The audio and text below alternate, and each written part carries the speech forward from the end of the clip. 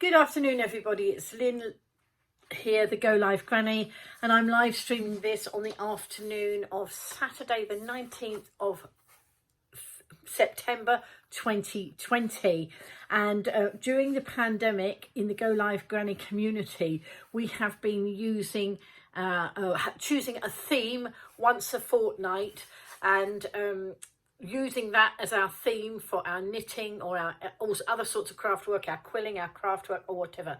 So any members of the community who were not quite sure what to knit have knitted things to the theme. There's no compulsion to do that. It just was a little idea that somebody had, and lots of us have been using the theme for our knitting. So some of it will go on to charity, some of it you'll be knitting to give away to your friends, but we have used a theme to go with it. Now, last night it was time to change the theme again, and the theme that came out of the tin this time was landmarks.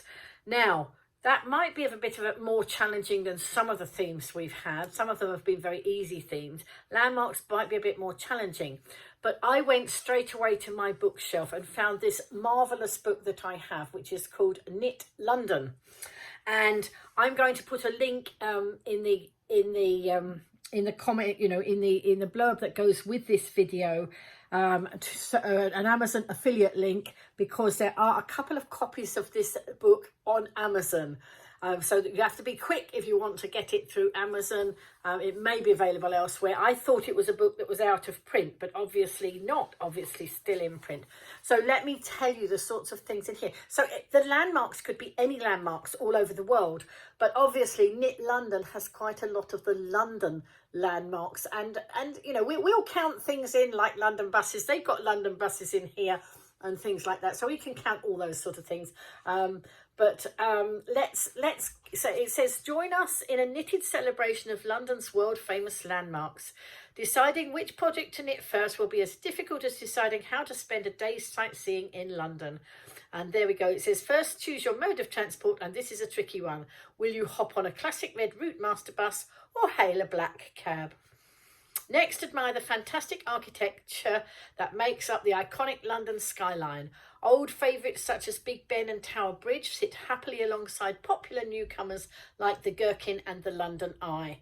Make a quick call home from a red phone box, and try to make one of the Queen's Guards laugh by waving your Union Jack flag, knitted of course, at the changing of the Guards ceremony.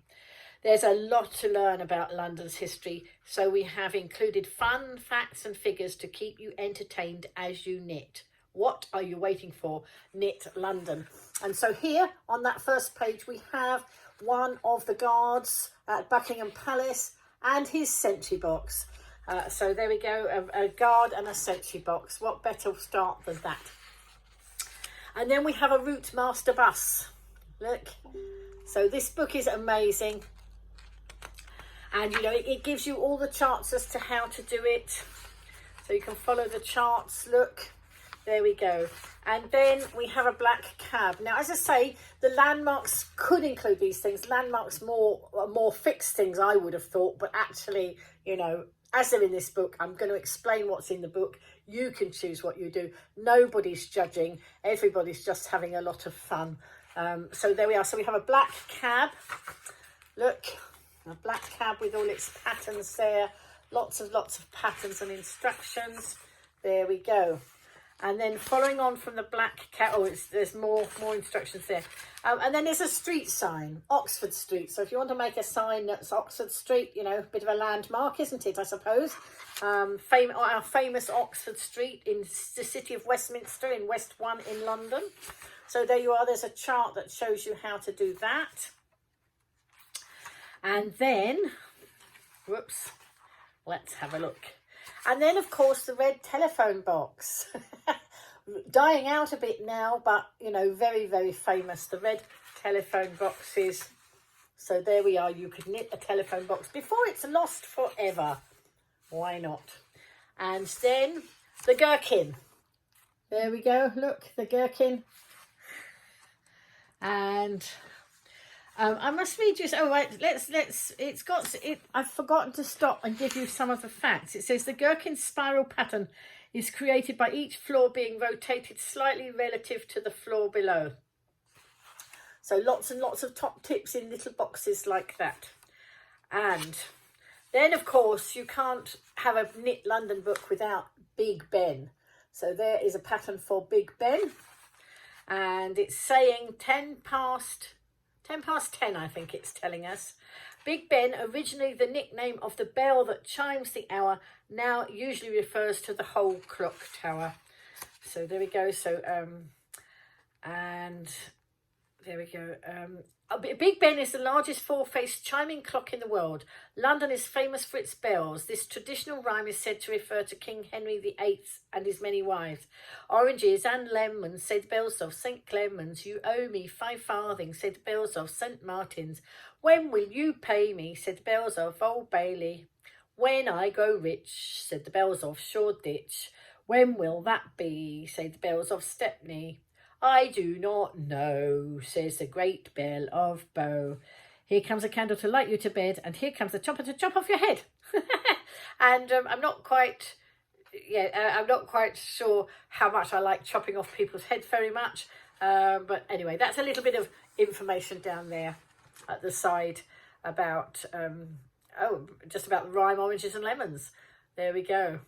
And so let's plod on.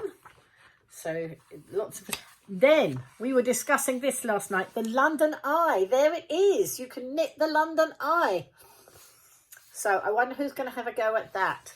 I might have a try at that and see how I get on.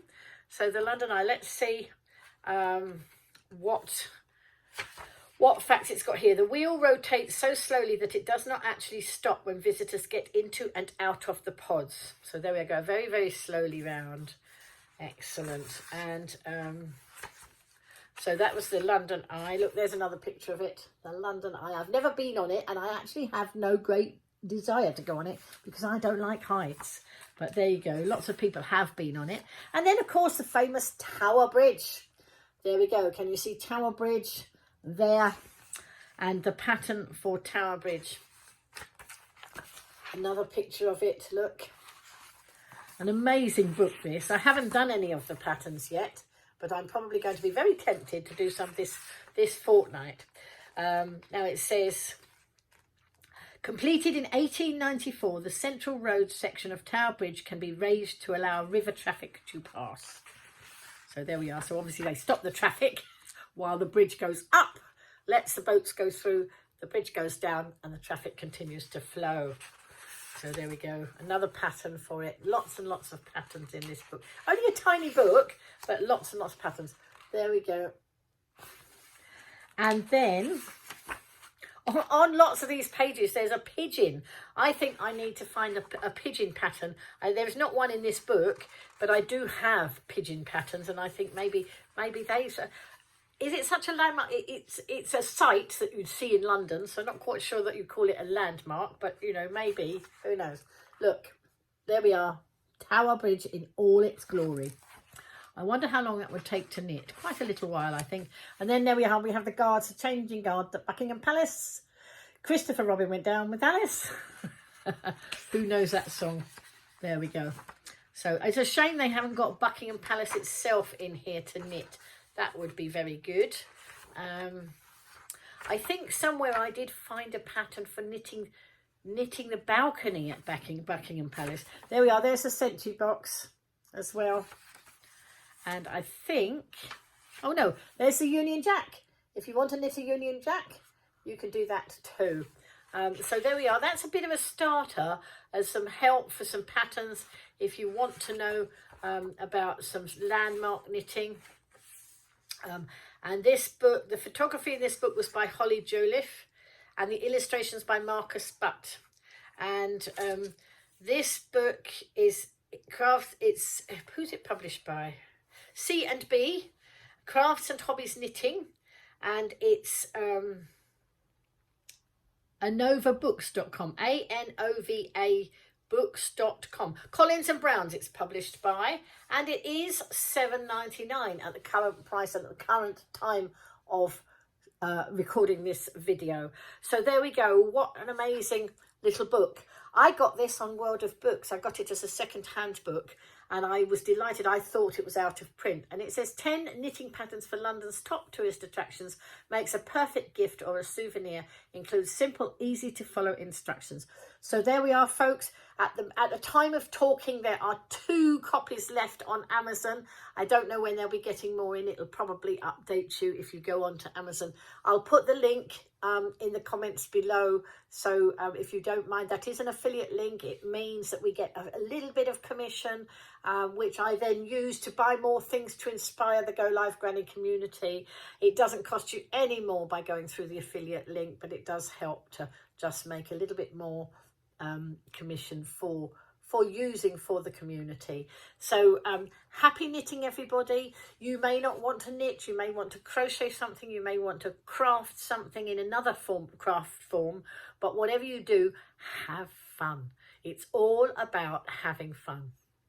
I'm off now into my garden to go and do a little bit of work out there, as it's still quite a pleasant afternoon, and then I shall come back indoors and I shall start knitting my first landmark, and I wonder which one it will be. I think I've got an idea which one I'm going to start on, but anyway, have a go. If you want to find out, or if you know somebody who'd love a present like this, what an unusual sort of book it would be for a knitter who loves fun things. Bye. Have fun. Happy knitting or happy crafting.